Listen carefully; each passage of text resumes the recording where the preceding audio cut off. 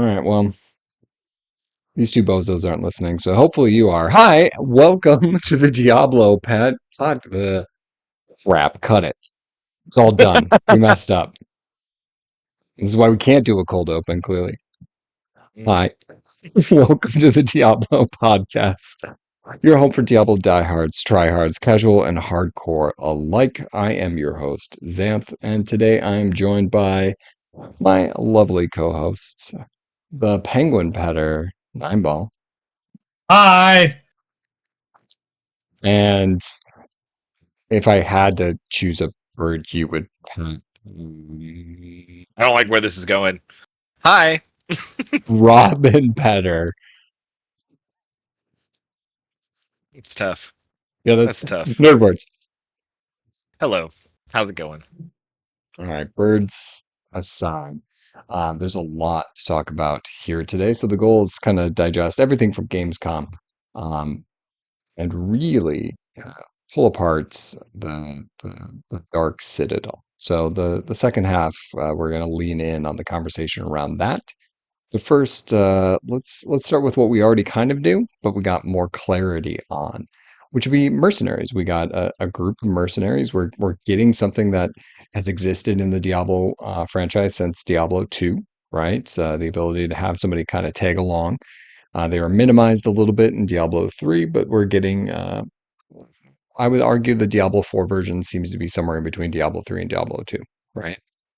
So we're getting this customizable companion who's going to hang out and do some stuff with us. Let's start there. We're told mercenaries were going to be introduced a while ago. Now that they're kind of, I say, not fully out there. We don't have a full view of all the skill trees. We don't know what they can fully do, but we have an idea of what they might be able to do. What are your thoughts and impressions on mercenaries in Diablo 4? It's kind of a little weird, just because this one, of course, is the most like multiplayer friendly of all of the Diablo games. You know, you're just walking around in the world and someone goes through and joins you.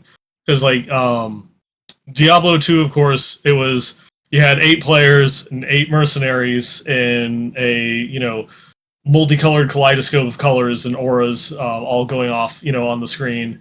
Diablo 3, of course, as soon as you partied up, your mercenary left.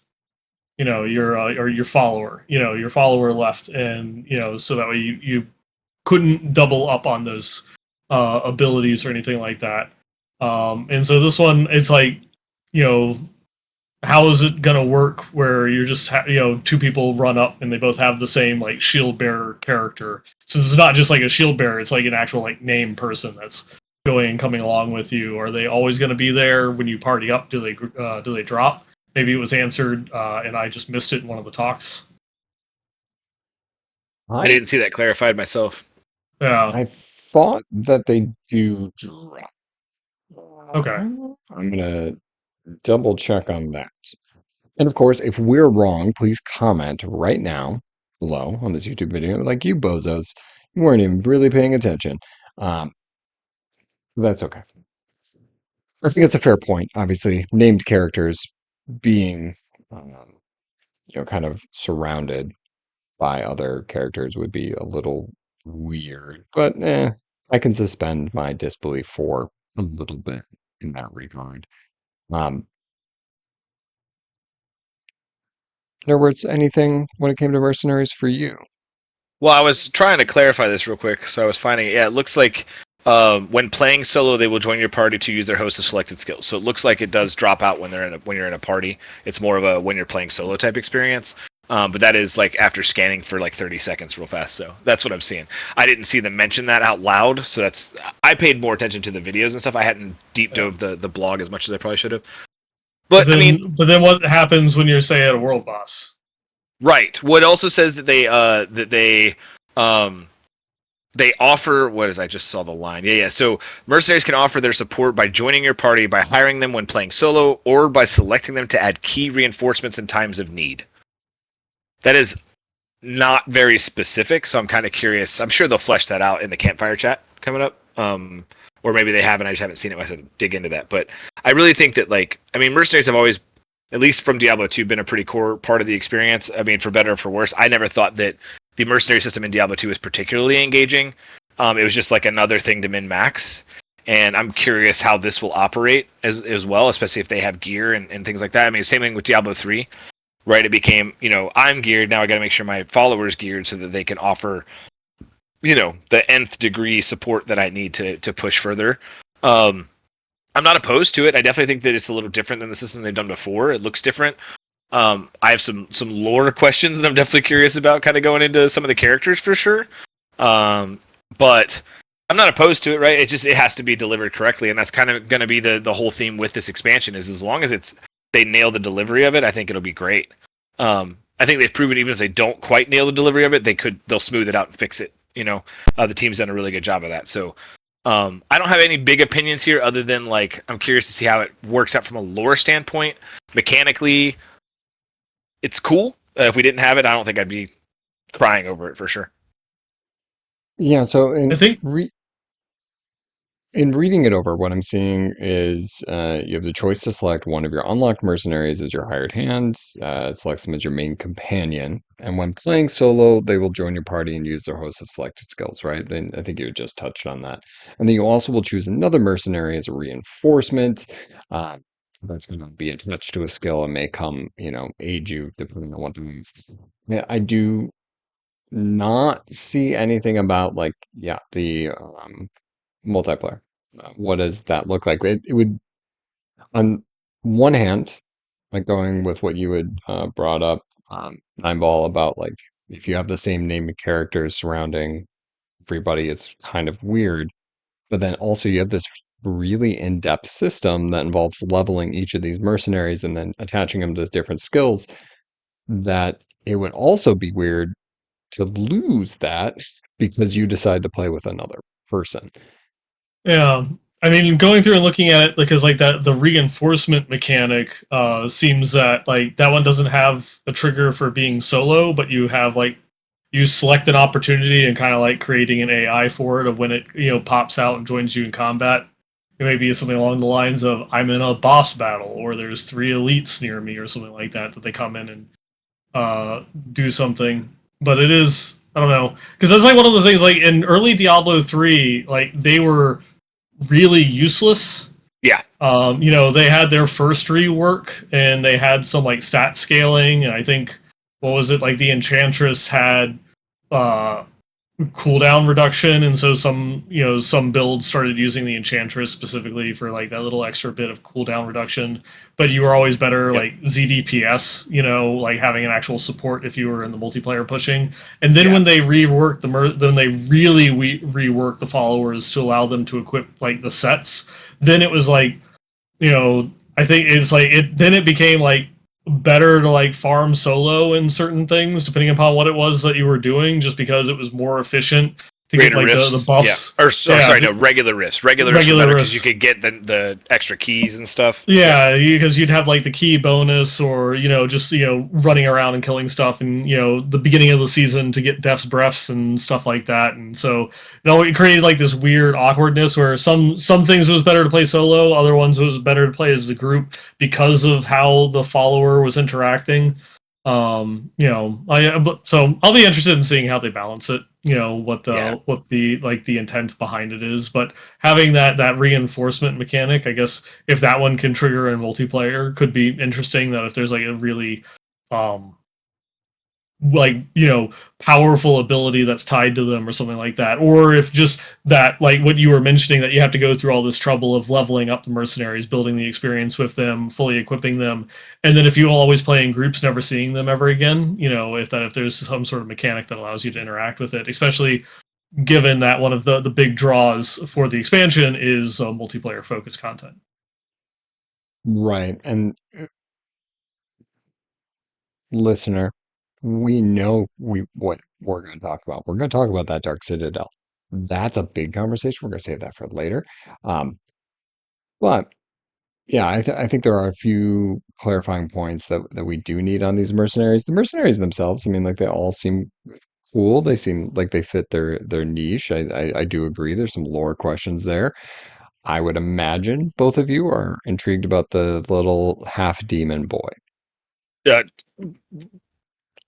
Tiefling, arguably, Yeah, right? Like, yeah. But yeah, it definitely the cursed child is very interesting. But I mean, like, I think the mercenaries fit the typical like niches that they need to fit. Like, you've got the caster, you've got the archer, you've got the shield guy, you've got the melee guy. So like I don't think it's particularly like revolutionary from like a high level standpoint, but like when we get in and interact with it and how they interact with each other and how you use them could be very wildly different. I don't know. It's really, I think more than anything with the expansion, a lot of it's going to feel this way, but this system specifically, I'm intrigued, but it's definitely a wait and see. that's fair. I do like that they are giving some more thought to it than simply like, hey, here's just your generic Act 1, Act 2, Act 3, whatever it is, mercenary. Um, Although there is something to be said about those faceless mercs that we were able to just kind of grab, but it does always How dare default. you call Emilio faceless? I mean, we do have old school Diablo 2, Ellie and Flux are there, and we can always grab them. But having Well, something that maybe that's more embedded to the story isn't the worst thing. and I think that the best thing that Diablo 3 did for followers was add more world building. Like the followers did a really good job in Diablo 3 of one giving you some more town interactions that weren't Tyrael just spouting off all the time, but also like He's still they had learning how very to eat, so yeah they were also very interesting and like different unique characters that had their own flavor and their own stories, and obviously some of that had some big payoff in Diablo 4 as well. So I mean, look it again, and I know Nine said this, and I'll say it forever too. Diablo 4 has been the best storytelling device for a Diablo game ever. And if they continue to capitalize on that with followers, then more lore and more world building and fleshing of things is going to be really cool. Mechanically, we'll see how it fits, but I want to see what this cursed child's about for sure. yeah, I think there's a lot of good questions there. Do you have a mercenary right now that just based on what you've seen, you're just like, okay, I'm ride or die with this one. Yeah, Aldkin, the cursed child, for sure. I'm actually interested in seeing the Berserker Crone. Mm. I'm going with the shield dude, obviously, because hardcore. Um, but the I think the drunken drunken archer, archer's still yeah, interesting too. I think it's yeah, interesting though. It's I mean how drunken master style fighting makes sense because you can wildly flail. You can't wildly flail a bow around and hit targets. So I'm curious how this is going to work. It's an interesting take, but I'm more curious at how a half child half demon can exist or has never existed but now exists. There's a lot of like questions there that I'm excited to get the answers to. yeah. There's something going on, and I obviously we will get to it. I want to jump to Undercity. So, discover the underbelly of Kuras. Undercity, a plague grows deep in the belly of Kuras, a sickness which will devour Nahatu if left unchecked. Search the Undercity for a cure or plunder its forgotten riches for yourself. Undercity is an intense, new, multi-stage, time attack dungeon perfect for leveling towards endgame content and targeting powerful items to help you progress. Learn more about the many rewards you can reap as you fight from alley to alley in the belly of Undercity. You can clear the streets and augment your run to reap rewards, yada, yada, yada. I'm not going to read the full thing. This, I felt like, kind of got swept. There's a lot of big things. This, this to me is what I want.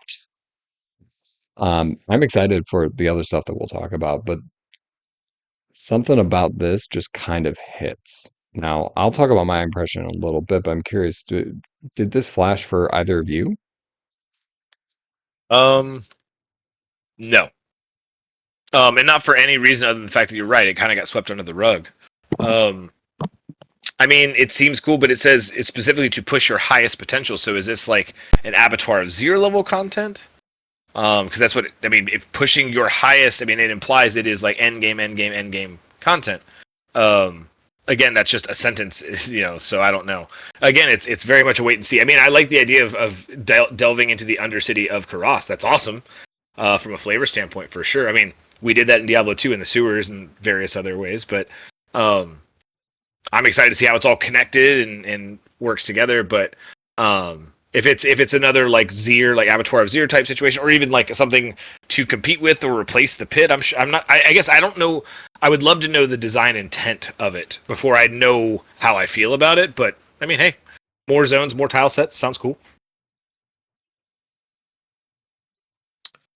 It it looks interesting. It's kind of like to me it's like a combination of things. It's like an improvement on the challenge dungeons, like the weekly challenge dungeons type thing. As in it's a time attack. It's all about having in a like a mapping out an efficient route, killing the specific enemies in order to like increase your timer while killing other things in order to get the buffs before you kill the bosses to get like better loot in the runs and everything. I play a necromancer and I am extremely slow. So like, there obviously I have concerns about like how it's going to be balanced, because if you look at like the killing and clearing speed depending upon how pushed the content is, like just like Nerdwords is saying, if it's like, Abattoir of Zir like level difficulty or like Pit like 150 level difficulty and such, obviously it's going to be um there's going to be issues, for being able to kill and move fast. If it's toned back down, like if it's just like a Nightmare Dungeon 100 level content that anybody can go through and kill, there is still concerns because a sorceress or a rogue can run to the final, can run to the end of the dungeon and kill the boss before the necromancer is like a quarter of the way, through the dungeon type thing. So seeing like a limited time attack while playing the slowest class, in the game right now, while also having issues with like damage and output unless you're playing like the specific meta build, because it's like with Necromancer right now, you have an S tier build, and then like everything else is garbage. There's just I have concerns about balance and how you're going to tune that when class balance is really wonky right now. But we'll have the expansion. Everybody's getting new skills, new items. Things are kind of going to be going through a bit of a reset. So my fears today don't necessarily apply to what will happen when the expansion comes out. But it is a concern. Will it really matter though? Because we'll all be playing Spiritborn anyway, I will not be. alone, Not and until at you have. least I got to get all my other characters through the expansion first, and then I'm going to start my Spiritborn. So So I think you need to recognize that the sorcerer is having its time in the sun right now, and then it's Spiritborn, and then the season after that's going to be Druid, possibly 2 seasons of Druid dominance. Because keep telling that's yourself that, buddy. Just keep telling yourself that. That's fine. it'll What is your least favorite druid build? my least favorite. Yeah. Anything that forces me to go into a wild shape if I don't want it. Pulverize. I Yeah. like Pulverize them. See, like, but no, pulverize is logical at least, where it's like, okay, you're. It reminds me of Shockwave from D2. It was in bear form, and it was a bear skill. Like, if it's more effective for me to cast tornadoes as a werewolf, like, why? I should be able to cast tornadoes just as a dude and be fine. Just want to be a dude. Yeah, Right? My I'm my with you. werewolf should be good at werewolf shit, and I don't Yep. associate tornadoes as werewolf shit. Um, and that's all technical terms, and I don't want to get into the nitty gritty here in these podcasts. It's not fair to the average listener. Like, oh yeah, werewolf shit. Um, so let's go back to the Undercity though. For me, what this reminds me a little bit of, and obviously there's some noted differences, but in Path of Exile they have a mode that was probably about like 2-3 years ago called Delve. What Delve is basically you are delving to the furthest depth you can get to, and as you keep going down, things get more difficult, but the rewards are pretty high, and you can get some good stuff. And it was an awesome league. I like that. I like this kind of thing of like, okay, I'm going to keep kind of pushing myself to see how far I can go in the actual city itself. It does it seem to be that every time you go a little bit further, you can as it says, attune. So by granting more attunement, you get better at it. And that's the way Delve works too, is essentially you have a mine cart that you improve. So you get a better light radius, you're able to move a little bit faster, whatever it happens to be. If this is its own little separate world that I can go and escape to and play, and I could do this instead of a normal leveling path, instead of just doing Hell Tides, or it's an option in addition to, I think that's great. I think that anytime I have a different way to play, every time I start a character or whatever it might be, that's exciting to me. I like having choice. It doesn't need to be the most effective later on, but if it's just a fun system to play with, I'm all for it. And I'm hoping it hits just a little bit close to that. And if it isn't 100% like it, that's okay. It should be its own thing, right? But I was pretty excited when I saw this of just something a little different. But I do think you have some good criticisms of like if it's time based, well, that's also kind of what it is. And how is it as different from the pit? And how is it as different from hordes and stuff like that? And Yeah. ultimately, what I Diablo's going to have to do is figure out that balance. It's one of those ones where other games that I've played that have had time attack modes. It's not so much like the pit where you have like a 15-minute timer. Like you go out the gate and you've got 2 minutes, but killing elites like continues to extend it. So it's all about being able to speed through, kill things, add to the timer, so that way you can go further and further and further. It's like figuring out like the proper route to that will get you that timer extension and such. And so it really is like one of those ones where you feel like you're racing the clock more so than I have 15 minutes to try and like complete the objective. It's about this one was really good because I got 8 minutes. Versus this other run where I putted out at 5. So I think even though like sounds similar, but I think it's going to be extremely different, like fast pace. Which is one of those things that I had like expectations for Nightmare Dungeons was closer to like WoW Mythics, where you are like really trying to like race the clock in order to go through and get all the objectives done, and it just was ended up being a dungeon. There wasn't any impetus to go fast, in order to like try and like cut corners or make mistakes and such like you would in like a mythic. This, who knows, maybe this will give something similar to that experience, but again, it's like I play Necromancer, it being speed based, I'm immediately hesitant. They were super zoomy last season, and they're still kind of their speed's better now, right? Depends on what you're playing. I got you. Makes sense. Minions is faster, right? But not other than that. Yeah.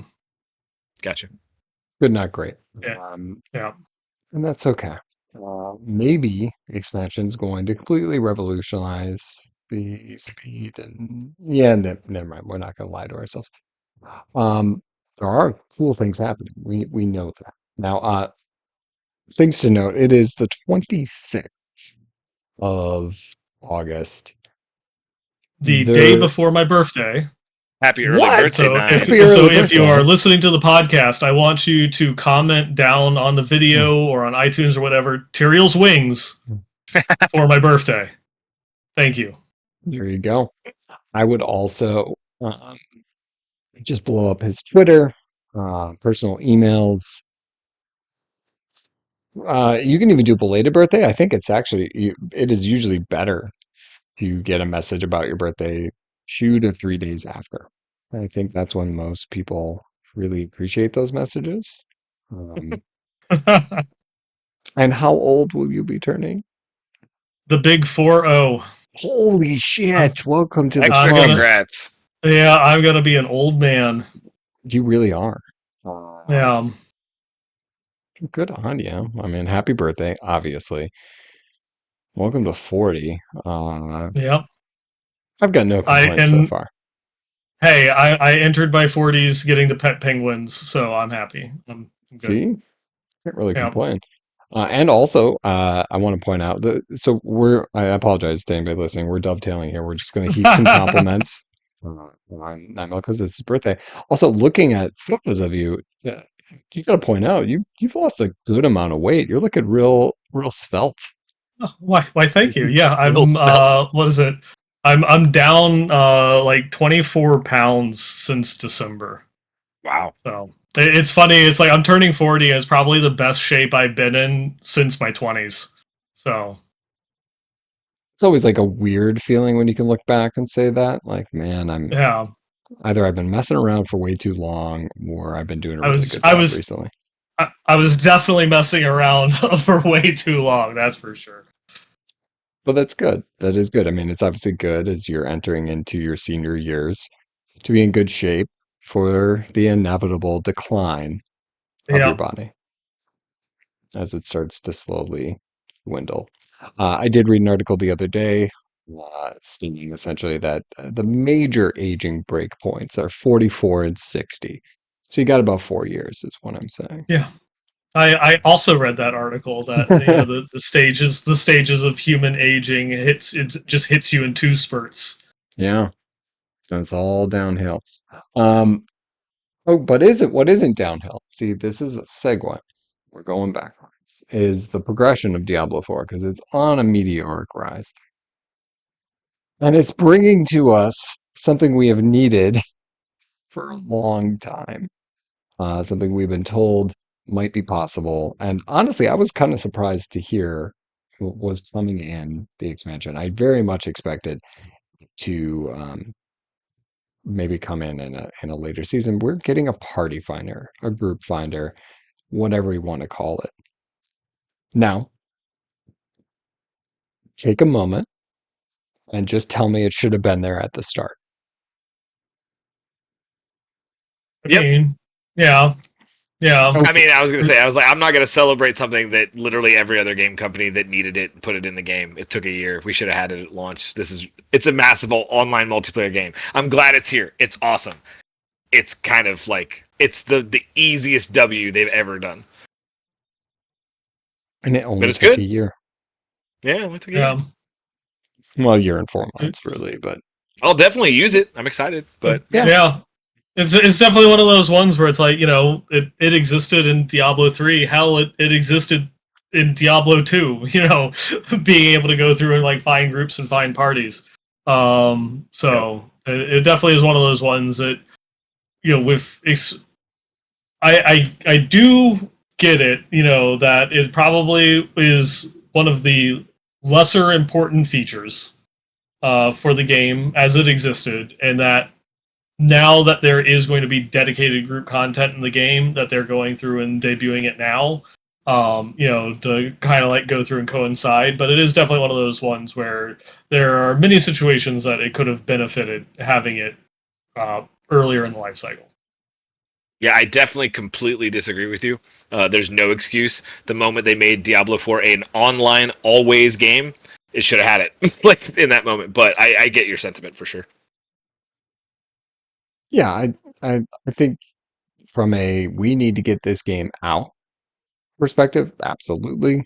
Um, which I think there was a lot of moments in Diablo 4 where it's like, oh yeah, they wanted it out and certain things didn't make it. The long running criticism for the game has been just that it was like the the story was shipped really well, and then all the other components needed more time to cook. And we saw that with itemization. We're seeing that with Endgame, and then it feels like here we are as we get into expansion that things are starting to settle, and that's why we get a group finder because hey, everything's starting to come together. We kind of know what we have and what we want. So I'm happy for it. There's been many a time where I've got like a bunch of mats and nobody's on to run bosses with, or nobody's on to do something with, where it's like, okay, I would be fine grouping up with random people. Um, it's never bothered me in any other Diablo. It's great to like just slam things together. And I think it is kind of a huge pain in the ass to group with people without it. Yeah. I Yeah. don't, I shouldn't have to message, nerdwords at 10:30 at night, like, hey, you want to go do some boards on Discord, right? Um, like I have to message people on Discord because there isn't anything built into the game itself to make that happen.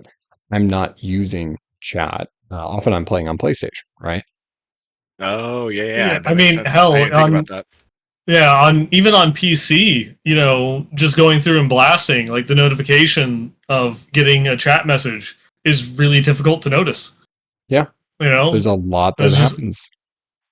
yeah, it's every once in a while I'll look down, at my health globe and then realize, oh wait, I have a someone tried message. to. Oh I no. have a message Yep. from 20 minutes ago.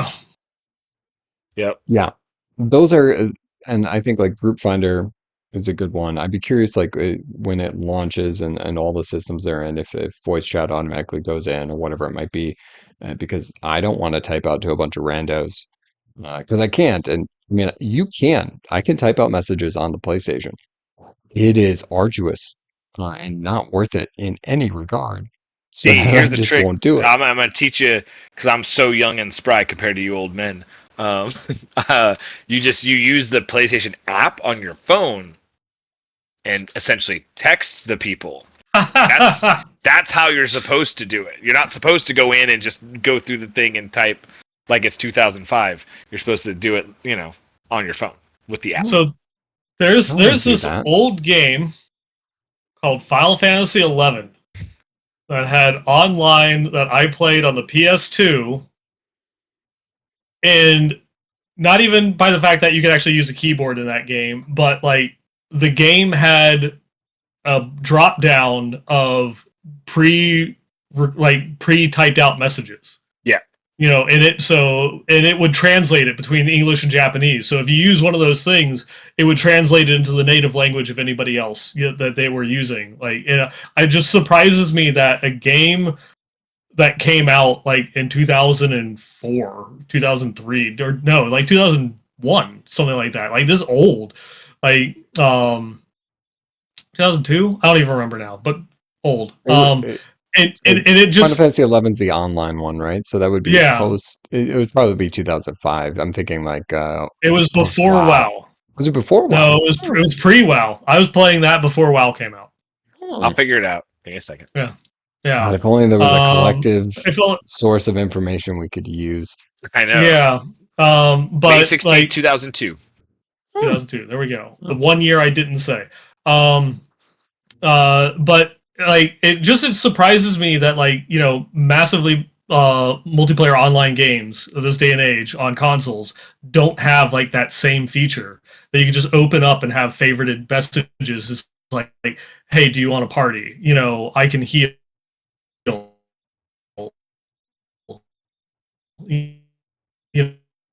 You know, I can pay, drop down messages. You could of message to string sentences, and it was just like that's how you handle communication console. I don't. They're still struggling in 2024. So we had a little bit of a dropout there, Raj. This is I'm stopping and talking right now so that you can edit. Uh, I don't know what's going on. Give me a second, guys. My connection should be totally fine, but poor Rush. I'll have to do some work here. I think I'm back. Did you I drop think you're. too? You both froze for me, so I that think it made was me think that it was Discord. me that was. I think it was Discord. Yeah, that It's sounds got to like be, Discord. yeah, So if we all lag to one another, then yeah, it was Discord. Yeah. yeah. That okay. I was like, it shouldn't be my connection because No. like, Yeah, but it you guys completely froze for a minute and then it caught up very quickly. okay. So it was all of us. Yep. Okay, Rush. So we just had a random. All right, here it is, Rush. Here, I'm saying your name like way too much, but it's just so that everything's connected. And you're like, okay, I'll just chop all this stuff out. Okay, so let's go back to it. We were talking Final Fantasy 11 MMO had that capability, and Bible. It's just weird to me that a console game from 2002 was able to go through and figure out how to do messaging in a multiplayer game of having like drop down menus to select pre-recorded standard verbiage in console games in 2024 is still figuring it out and struggling with being able to communicate, in this day and age. I use the little wheel a lot where it's like, good Little emote job. wheel. Yeah. I use it. Yeah, Use it when I'm waiting for a world boss, and that's about it. So Yeah. That would be the extent of as does everybody else. yeah, yeah. I yeah, sit yeah. in my vampire chair, Oh yeah, that's a and good one. that's yeah. Um, all good stuff, all good stuff. But it will be nice to make that easier because I think this is the logical stepping stone. We will need it. We are now going to get the Undercity or raid content, essentially. I'm going to have a hard time not calling it a raid. And with that, if there was no group finder, if there was no way to essentially group up with random people, it would be dead in the water. Like a person like me, even with having a lot of people I know play Diablo, I don't group up with a lot of people right now. It would be significantly harder for me to experience that piece of content without it. So I am very happy to see that if you're going to introduce something big like a raid, then we're going to have the ability that everybody will have access to it. So what is the Undercity? Because this is the big one.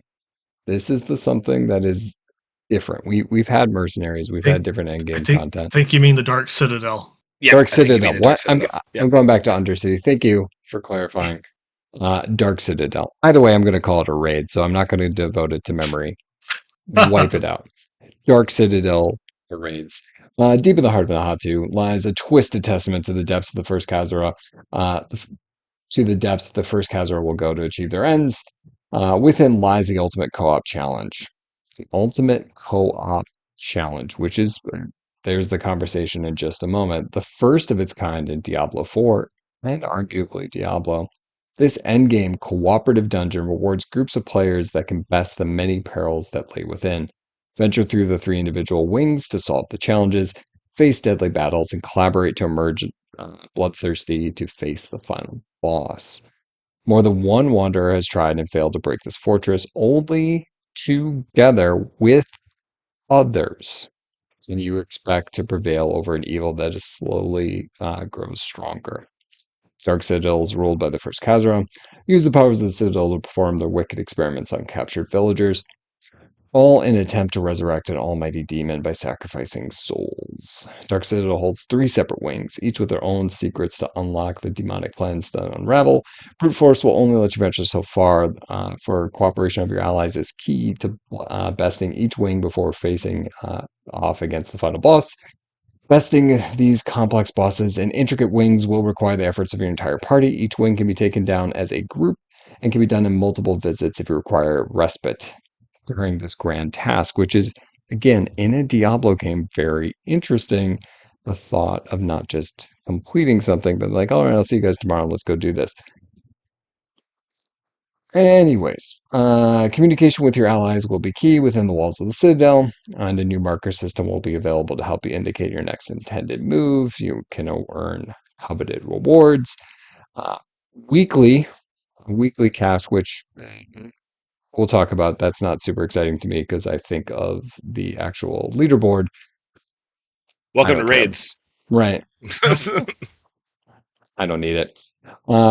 You'll earn Citadel coins, which you can unlock cosmetics, which I think is cool. I'm a big fan of. Unlock the path of Citadel, find your allies, bolster party, yada yada yada. Okay. Raid content, whether we call it the Dark Citadel or what, whatever nonsense I was saying what a few minutes ago. Um, this is the first time a Diablo game has content that you can't do by yourself. If you don't count Immortal. I was about to say. Well, I'm not counting Immortal.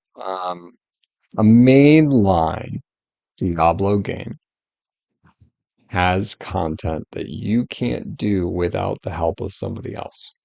Allegedly. Also. That's true. I do think of obviously, like no one will ever beat X, Y, and Z, and then 3 days later somebody has. But it seems like there are certain mechanics that they did show during these raids that would require 2 or 3 people to do whatever it is. Two. It's a and Yeah, two. Two, Yeah, it's yeah, that's the trick. Is the I don't consider it as a raid because it requires 2 people. right? That's not a raid. That's not even a full party. It's 2 people, right? yeah. Well, I mean, going back to the thing that Xanth doesn't want to talk about, with Diablo Immortal, they had raid content that's designed to be, taken on by 2 full groups, so 8 people, but you eventually could outgear it to the point where you could solo it. Yep.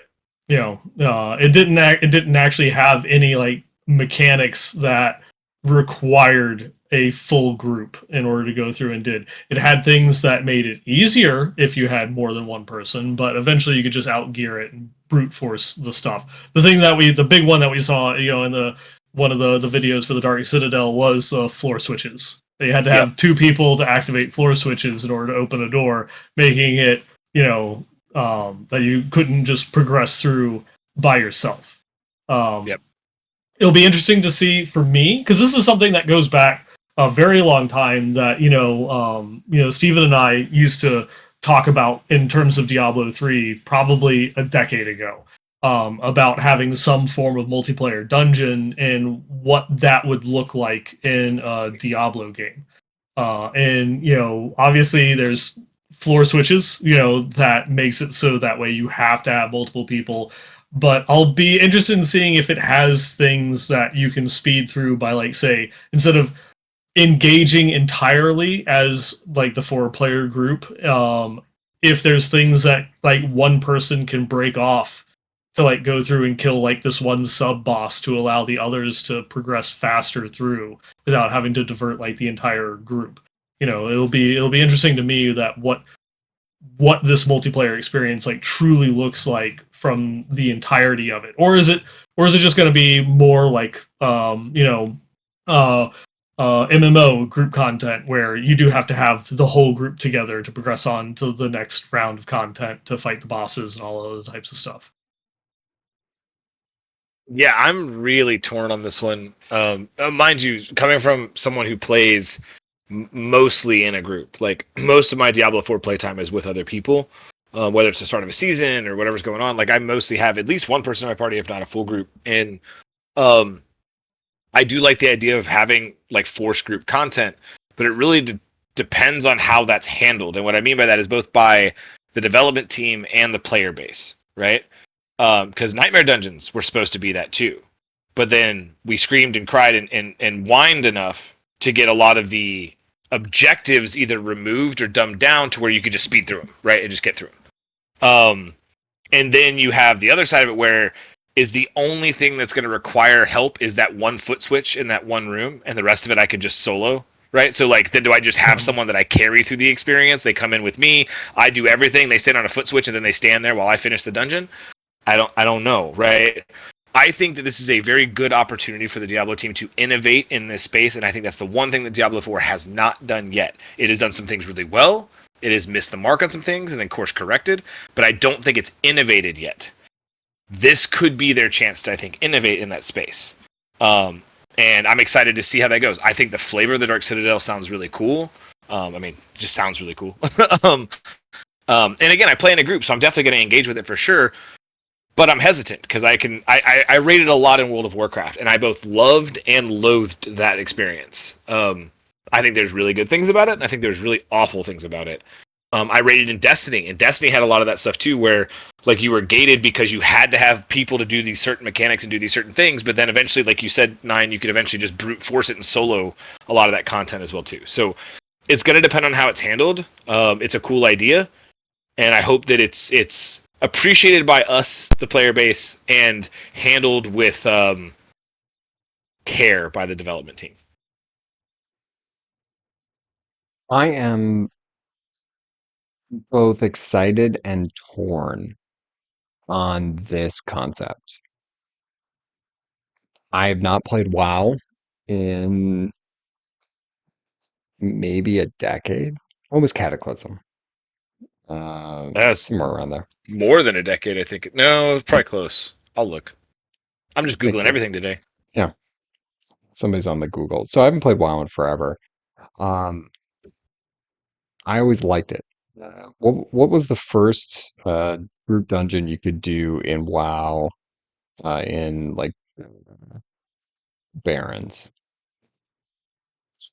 Barrens would have been Wailing Caverns. That would be It it. would have Yeah, been. It wasn't in the Barrens, but it was a closer one. And then it was on close enough. Alliance side, it would have been the Dead Mines. Dead Mines. Yeah. Yeah. Or And no, the was Stockades. Was oh yeah, Stockades the first Stockades. Yeah, one? you're right. Yeah. Stockades. Yeah. And by the way, just so we can all feel really old, real quick, December 7th, 2010. Was Cataclysm? That was the release date of Cataclysm.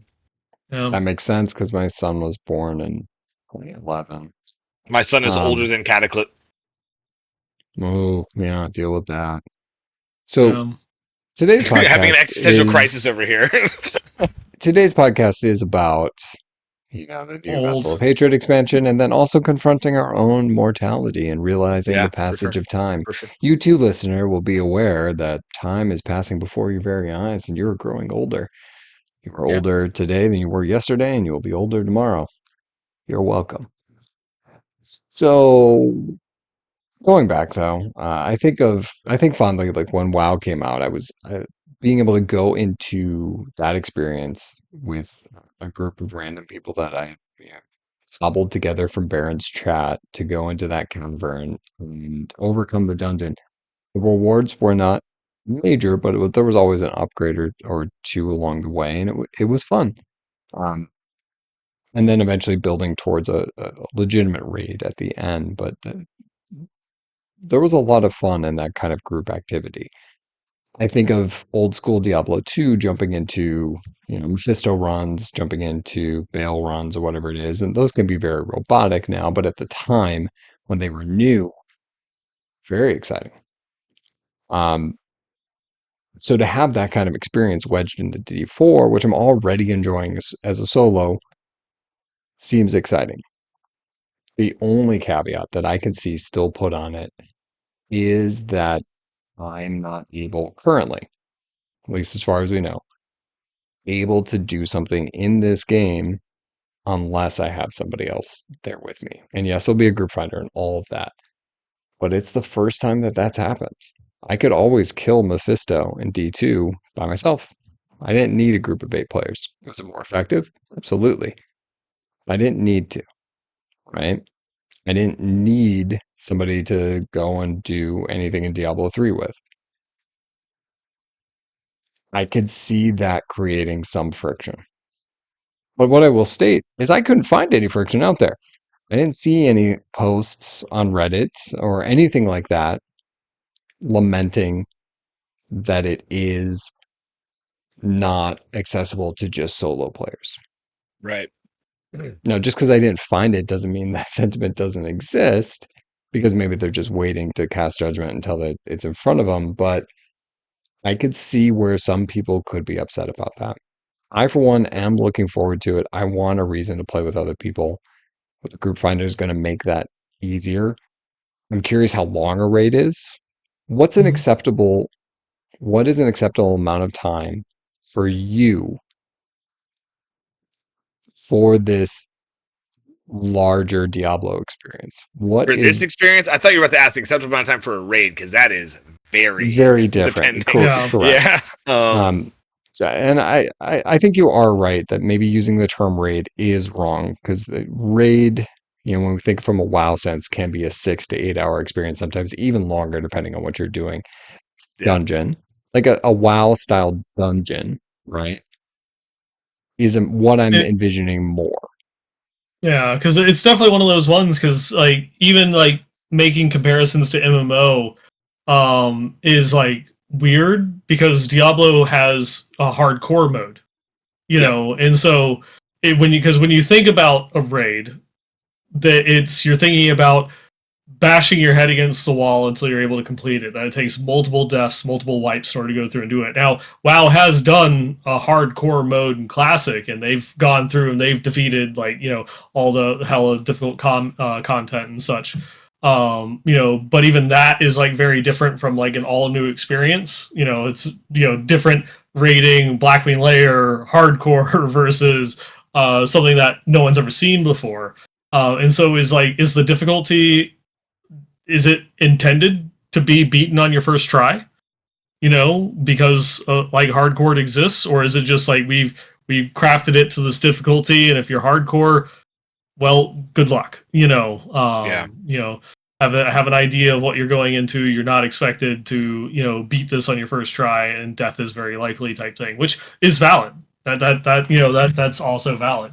But it Like, does kind of like call into question like where is the difficulty going to be tuned Hmm. for this, both in terms of like how much time is it expected to take, an hour in a dungeon in Diablo 4, that's a long time, Yeah, it for is. what other content. Not saying that as a negative thing, Right. I wouldn't mind an hour long engaging experience, going through and playing the game. And that's something I could see, being able to like dedicate like a Saturday night to or something. Um, in order to go through and do that. That sounds like it'd be cool. That'd be fun. But kind of going back to one of my comments on the time attack mode is that like the game balance right now is like really, really wonky. And so like your S tier builds versus like your F tier builds are leagues, galaxies apart from one another in terms of both survivability and damage. And what is this tuned for? If it's tuned to be defeated by like F tier sever build of what I'm playing right now, it a bone spirit build is just going to walk through it without any difficulties. But if it's tuned for the bone spirit build, I am going to have like perfect gear, Yep. fully masterworked and all that in order to even have a chance. And it's like an issue that Diablo 3 had was that the disparity between the builds was just orders of magnitude, so far that it was difficult to actually have like any semblance of balance of what you could like tune content for. Well, and then it also becomes a question of like, what kind of grouping are we talking? Are we talking just normal Diablo, play your character and have fun, and you're going to do fine, or are we Mhm. gonna are we gonna see a ZDPS meta start? Right. This Yeah. isn't like World of Warcraft where you have roles where you have a tank that's going to pull everything and guide the damage, and then a healer that's going to keep them and the rest of the party up while the damage does the damage and takes everything down. Like, WoW combats a lot of the balance issues by having specific roles to fill specific needs, so that your mage doesn't have to tank an elite mob that's going to two-shot you. Your tank can do that while you're focused on damage, and you've got to min-max that process. And then it becomes a question of how that's going to play in a Diablo game. If two Yeah. people can do it and four people can do it, then that tells me that it's going to be just about doing damage, and there's not going to be like role clarity there. So does it become, like I said, where you have some sort of a support character that helps? I don't know. We'll see how it plays out. So I think that like it's really difficult to say. I think we are all having a hard time saying how we feel about it because it's hard to say without knowing every little detail and getting our hands on it. Yeah. It sounds like a cool idea, and it is definitely a good opportunity for them to, like I said, innovate and do something cool and different. And if it works, it could be awesome. It could also be pretty terrible and get walked back very quickly, like a lot of the other systems that have existed in Diablo 4.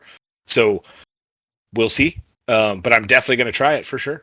And I've got a group of guys that are excited to try it too, I think. So I think, Nineball, you brought up a good point about like hardcore. This is so I'm shared before I'm doing softcore this season because it's so short, and I was out for a week and what have you. Um, this does seem like a kind of situation where there's a benefit to playing softcore for the release to figure it out. Um, I don't I don't think, and this is the right way to do it, that hardcore is on their mind for creating new content. Is we'll do it, and then those people who play hardcore will figure out a way to make it work. Yeah. And it's always happened, right? Mhm. Um, but I would imagine that this will end up throwing a few wrenches at a hardcore player. So somebody will do it though. Like day the it'll be completed by a softcore group day 1 and a hardcore group day 2, right? I want to go back to my initial question though. How long is too long for this? That's Because tough. they do Yeah. mention, they It, say like this can be stopped and resumed with yeah. a group, which tells me It's a little bookmark. in a typical Infernal Horde, with a minute wave, right? If we're doing, let's do 7, so there's what, 8 waves in 7, 9 waves in 7. 9. Um, Yep. yeah. How So many? 9 waves, that's 9. 9 minutes Nine. plus 9. plus the actual council itself. 10 minutes, right? 10, 15, like 10, bookmark, I'd say 11. 11 minutes for that fight, for that whole thing. Um, and you could probably run like a few of those, probably feel fine. That's about, outside of like so we have the 15-minute pit, that's about the largest chunk of content that you would engage with, right? Yeah. I mean, I would think so right now, sure. So how do you jump then into getting players to play for, you guys said before, an hour? If this whole thing is Oh, three different an wings, actual raid is like hundreds of hours. I mean, you're right? talking people fighting and dying to a boss for months, dying 400, 500 times before they take it down the first time. Like, Yeah. that's raid content, right? Yeah, Right. though I don't think that it's going to be. I don't think it's going to be that I don't think it style of will either, content. Yeah. but that's the scale we're talking here, right? We're talking 10 to Mm. 15 minute experience versus that. Where does this land? Is it an hour? I don't know. I don't know. Um, What do you think, Nine? wait. I mean, it is one of those ones that is interesting, because like let's say that it has that bookmark feature and that it has 3 separate wings. What if it is like they expect you to complete a wing in like 15 minutes? And then we'll bookmark your content after you've done it, and so it is compartmentalizing itself that you complete the whole thing in 45 minutes, an hour because you're learning it or so. And we have, each time that you complete one of wings, it will save your content. You can go through with the same group, come back later, so that way you can kind of like piecemeal it out over a couple of days. And it would follow through with, you know, the general expectation of like the longest content you would be doing solo right now. But it could also be a couple hours, even though like the longest thing that you would engage with right now is like, as we've been saying, somewhere around like 15 minutes. But, people regularly will farm an entire 55-minute Helltide, so it's probably not too much to maybe it's 3 hours of content. Each wing is an hour, in order Yeah. to go through and play through, because it's also going to be one of those things that regardless of how long that it's expected to take, 2 weeks in it's going to be 5 minutes, just the way that scaling and gear and all other types of stuff goes. That as just my expectations of what the level of difficulty of the content is going to be. Eventually it's just going to be face roll, but when you're actually going through and engaging it, and if you're not like fully 12 of 12 masterworked and you got all of your crits on the stats that you wanted, perfect gear, 4 greater aspects on everything, I wouldn't say no to it being an hour plus level of content. That's something that even with my extremely casual limited play time, that if it's good content, I could see myself wanting to engage with something that takes a little bit more time. And that's the key, I think, right? Like, if Mm-hmm. it's fun, if it's engaging, then I don't think the time matters as much because the time will kind of figure itself out. But if it's Yeah. if you don't have a good return on your investment, that's where it's going to run into trouble, right? Like, if I can find all the same stuff in there that I can find out in the world, and I'm just getting like a weekly chance at a cosmetic, I don't know that that's going to be enough to have me do it every week. You know what I'm saying? Yeah. But I mind mean, you, though, like, there's still a. there's Oh, sorry. I was just gonna say, I mean, it is also one of those ones, different strokes for different folks. Because Yeah, if you look at Final Fantasy 14, the hardest level of content in all of those games, their raids, is strictly for cosmetics. Yeah. The hard mode has the highest level of gear, and then the extreme mode or whatever it is that's off of that is literally just cosmetics, and it doesn't drop anything better. It Well, just drops. Yeah, and it's realistically, literally. World of Warcraft has even kind of become the same thing because with Mythic Plus dungeons, you could get comparable level gear to Mythic rating gear, Yeah. in much shorter bursts of time. But it's going to depend, right? Like I'm excited to engage with it and kind of see, but I don't know. Like I'll be honest with you, there's times where like even like I usually run the tier 8 hordes, like Infernal Hordes, and there's sometimes where I get through the end of it and I'm like, God, I feel like that lasted forever, right? It feels like it gets to be a drag sometimes, and I know that's because I'm used to just the fast-paced nature of Diablo. I don't know how that's going to feel coming from a Helltide, getting loot at the frenetic rate that you are to this. Is it going to be equally as frenetic? Okay, cool, but are you still going to get as much loot? Then why am I doing Helltide? And I think that's what they're running into now is they've got a lot of cool different game systems, but like you've seen that like Infernal Hordes has basically replaced the pit for most people that aren't trying to push the pit. I started doing the pit because I got bored with doing Infernal Hordes. Like I had so much gold, I was like, okay, I just want to grind masterworking materials, and I can do a high enough level of those to do them in like 2 or 3 minutes. So that felt nice and efficient, but I don't know. It's really difficult to say. Yeah, I think I only did the pit in order to complete one of the chapters. Yeah, the seasonal journey. I'm literally like if I'm playing now, I'm running Infernal Hordes for gold, and I'm running Pit for masterworking. I know you can get more masterworking out of the Infernal Hordes, but like smaller bursts, 2 or 3 minute runs, get like a couple hundred saved up, and then I go. Yeah, I've had more fun doing it that way, and I really like the Pit. Overall, you guys know this, so. But yeah, I don't know. I mean, I'm willing to play Diablo for 4 straight hours. I don't know that the casual is, and I think that's why I started this by saying I'm really interested in their design intent. What is their intended purpose for this game mode? If it's to engage people that feel like their quote isn't enough endgame for Diablo 4, I don't know that this is going to do it. But I could be dead wrong. I don't know. I'm excited for another game mode to come in, and I think the Dark Citadel sounds cool.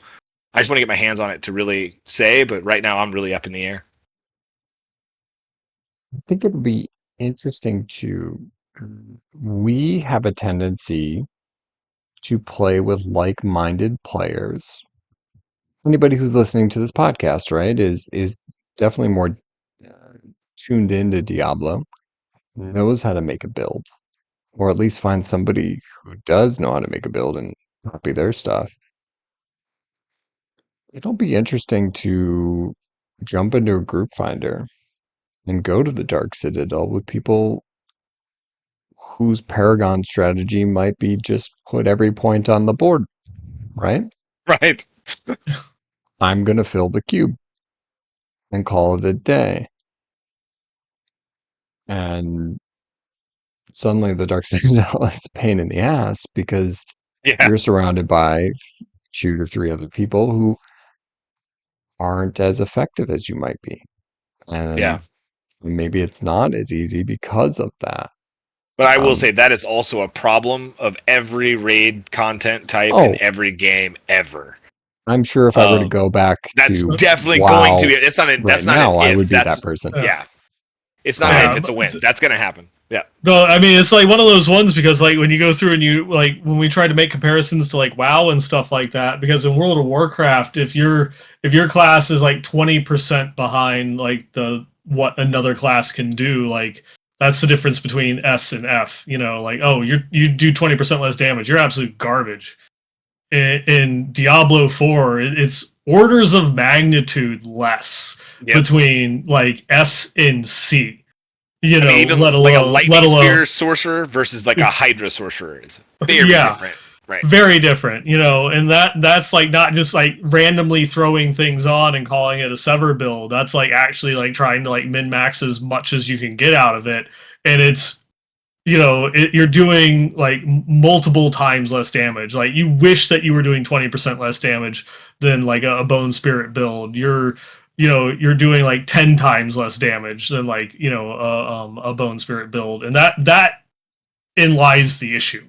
With any my biggest problem with any of this type of content and such is just the sheer disparity between the effectiveness of builds, and not just like fine tuning. Like this is the most that you can crank out of like a blood surge build or something along those lines, and this is this is like your theoretical maximum, and you're just, you know, so much behind. And that's your same class, let alone, you know, other like classes. you know, when you start comparing it to other classes and such. But Which, again, as I said earlier in the podcast, a lot of things are changing in the expansion. You Yes. know, a lot of things are changing in the expansion. We've seen the videos where the max level is like 60, and then Paragon's going to be like on top of that or something along those lines. So we're getting more skill points. We're getting new skills. You know, they could be. We're getting We saw what mercenaries. we're getting mercenaries. We saw Right. what they did with Loot Reborn and how that like revolutionized the itemization system. We could be getting more itemization updates. You know, they said that one of the things, like in this article that we didn't really touch on, is that they're doing further progression updates on top of what the overhaul in season 4 had brought. So, you know, they're going to be talking about that on Friday. I think it is the 29th. yeah, There's going to be, or is that Thursday? Sorry, the Thursday, Thursday. Thursday, That'd yeah. yeah. be, yeah. You know, so there's a lot of opportunity for them in order to go through and get it. And you know, they talked about wanting to buff, class mechanics to be more in line with the barbarian. You know, or I guess technically they said more in line with the necromancer. But you know, just things that they wanted instead of nerfing the barbarian, they wanted to bring the other classes up. You know, so there's definitely a lot of things, a lot of knobs there that they can go through and tune, and it is something that they are working on. And of course, an expansion is a great time to shake things up. And you know, just even adding a couple new skill points and a new skill or passive or two can fundamentally change, you know, the balance of a class. So yeah, And we haven't even touched on the scrolls of retempering, yeah, Correct. We will which is a yeah. whole be other thing. Yeah. bricking items will still happen, Oh, but the there the is joke the joke with my group of friends is, okay, I found this piece. Let me go brick it real quick. Like, it's not even a question. Like, you just go in knowing you're gonna brick it. I've actually had good luck this season, but my friends have not been as lucky. So it's tough. It's hard out here, Yeah. but but yeah. knowing that there's an option out there now, that'll be good. And hopefully it's not super plentiful, but it is something to chase. I do have to say I've you know, I haven't had a lot of playtime this season between being sick and just work and having to prepare. Like I'm on vacation now, and so I'm like, you know, making up for lost time. But I barely have touched the season until today. And I've already bricked a couple of items and it feels bad, but I do appreciate just the change of the greater affixes adding more rerolls Yeah. to it, Oh yeah. because I found, you know, a 1GA axe, and it was on that final reroll that I got crit damage on it. It's like, yay! Yeah. So I've already made great use of that change, and so having a scroll in the expansion to just completely give me back all of the rerolls again sounds great. You know, even Yeah. if it's just one time, you know, sometimes that's all it takes. See, I still It'll feel like that's confusing too.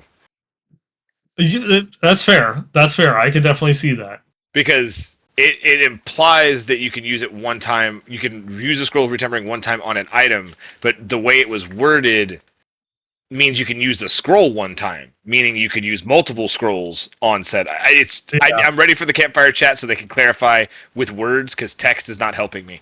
So I waiting for do I Thursday do on that. yeah, I do believe that it was specifically is that you can only use a scroll on an item once. Yes, but that's Yeah, not what yeah. the way it was worded. That was the way I understood it, but then I actually read it, and semantically, that's not actually what it said. So that's why I'm curious for the I, campfire I chat. I think that they clarified it on Twitter. No, that's what I'm talking about. The Yeah. clarification. The clarification did not help. I'll read it actually because I've got it right here. Do. Yeah. So he it was Adam Fletcher, community manager for Diablo 4. He posted clarification after the announcement at Gamescom because it seemed like there were some questions. And it said, where's that? It's got to be right here. Guess we forgot to mention this. Adam does such a great job at following up on these information bits. Some additional, yeah, he says some. I'll read this word for word. So some additional info as I've seen questions regarding the scrolls of retempering. 1, these are one-time use and can't be used more than once on a given item. Pause. That means you can't use that one scroll more than once on a given item. From the way that that is worded. And that makes sense because when you use a scroll, it goes away. I Okay? think I I get think it, it but it's not yeah. what he said. So, No, I think you're reading a little bit too much into that one because it is saying probably. these are one-time use and you can't be used more than once on any given item. Yes. So And that way, can't. if yeah, and can't. There's no noun Clear. there, so the noun, Yeah. the missing noun is making it confusing. But yeah. That's why Thursday will clear it up. It'll be fine. We'll find out Thursday. I don't know if we do.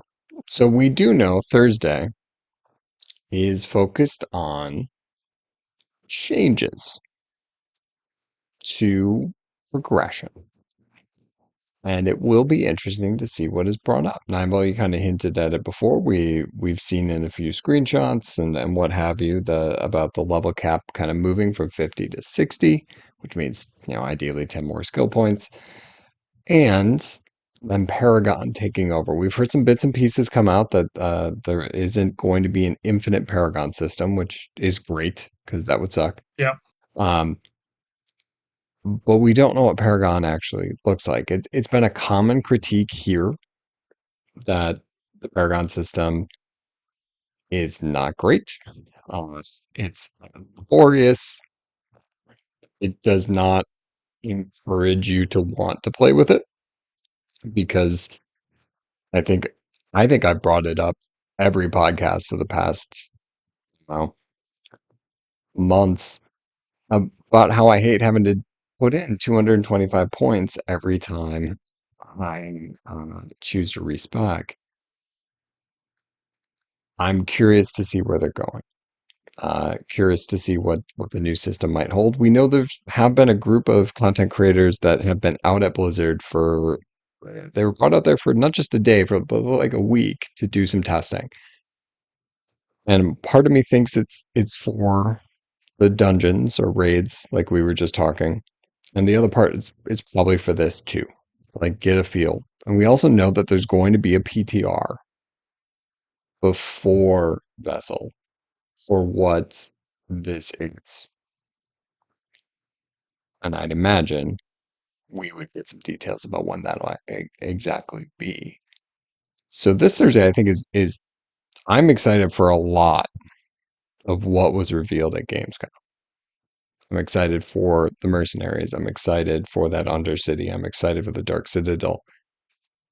But this is, I think, the juicier bit of information because this is how our characters will come together to do all that other stuff and has like a much bigger ramification. And does that involve our numbers getting smaller? As we talked before about that disparity, like that big that big gap between us and C. Yeah. Part of that is because, 20% of 3 billion is a large amount as opposed to when you're doing millions of damage. Um, is that being addressed? Is this progression going to involve that reduction? Because man, that would be cool. So that, in a year's time, when the newer expansion is coming out, they can go back and bring the numbers down again. Because that's what always happens. I mean, it's an ARPG. It's going to Mm-hmm. get out of control, but it's already there. So maybe we scale it back. Maybe I'm wrong. Uh, Ideally, this podcast goes out before that. But if I'm wrong, feel free to rub it in my face like, oh, Xanth, you don't know shit. It The numbers are going up. They're adding in 10,000 multipliers on everything. It's going to be crazy. Considering that they did have to change how sorcerers work because they were doing so much damage. It was causing the servers problems. So maybe we bring things down. As you know, that can't be good. Um, do you guys have any expectations for what they're going to share? Any hopes, at least? I like you said, I am interested to see, if they're going to make any big fundamental changes to Paragon boards and make them, you know, more engaging. Because as time has gone on, different classes, I guess, approach them differently. Some have really good like rare nodes or legendary nodes. Other ones have garbage. Other ones have really, like your glyphs are all that matter, and so you're just throwing on 7 boards to get 7 glyphs, to activate and such. And so I would like to see it maybe honed in a little bit. I would prefer to like maximize like 4 boards than to just throw on 7, type thing. But that's just personal preference. Um, but we'll see how things go. I also am interested in seeing what they're going to do, since they mentioned that the new progression updates is akin to the season 4 Loot Reborn. Since that was amazing. I can't say enough good things about. Sure, bricking items sucks, but I absolutely have loved the tempering and masterworking system, and that they're so easy to engage with as you're leveling before you're even max level. And so, I'd be interested in seeing what they do there.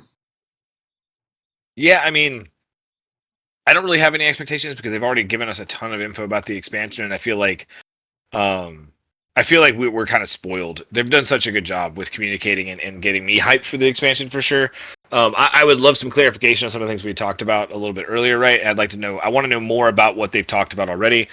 But yeah, I really don't have any expectations right now. For me, as far as like even with like the squishing numbers thing you mentioned a few minutes ago too, like it's for me, like they've done a really good job. They've got a good vision for the game and where it's going. I know it didn't quite start that way, but they've over the last year proven that they're heading in the direction that's keeping me engaged and having a lot of fun, right? So yeah, I'm excited to see what they're going to talk about, but not really any expectations. Just want to know more, want to know more lore. But I still think that the most exciting and the biggest carrot for me on the expansion is all of the story stuff, whether it's the mercenaries or just the world, the campaign.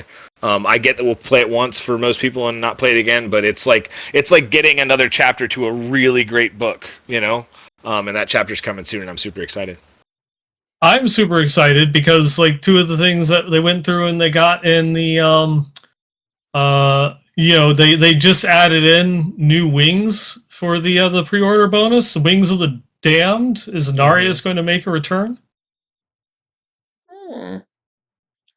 Um, yeah, I mean, we got double wings now, which is Yeah. an extra bonus for already pre-ordering. Like, hey, all right, I'll take free stuff. Did you did you cave and order? No, Not yet. No, I it's okay. haven't. It's okay. Not for You'll any get other there. reason other than I've got to buy it 3 times. So I bought it for the kid and I bought it for the girlfriend. So mine will be the next one up. So I had the WoW expansion as well. So it's like, you know, That's fair. That's fair. the It's girlfriend needed her cat though, so she's got her cat now. So we're good. nice. Nice. Um, it'll be interesting to see what comes out, and obviously, I think we'll get together and I'm sure we'll chat about it because it's a campfire chat. There's gonna be some meaty information. Just talking D with the boys. Just Yeah. talking D with the boys, like it's just so good to get back and talk D with the boys. True. True. Like this would be a great time for Raj. You edit in Heavy D and the boys, right? Remember Heavy D, the rapper? Now, Heavy now, D. now Uh, everyone's gonna know that we're old. But thank you. Wait, Nineball doesn't know who Heavy D is. no, not Heavy D coming to and the mind. boys. Oh my God. Uh, So whew. I don't have enough time for this kind of. I mean, we're already late here. We're gonna school Nineball we'll on pick Heavy that up D in next a second. episode. Uh, but in the meantime, we'll close it out as we always do with a moo. Ooh. Moo moo.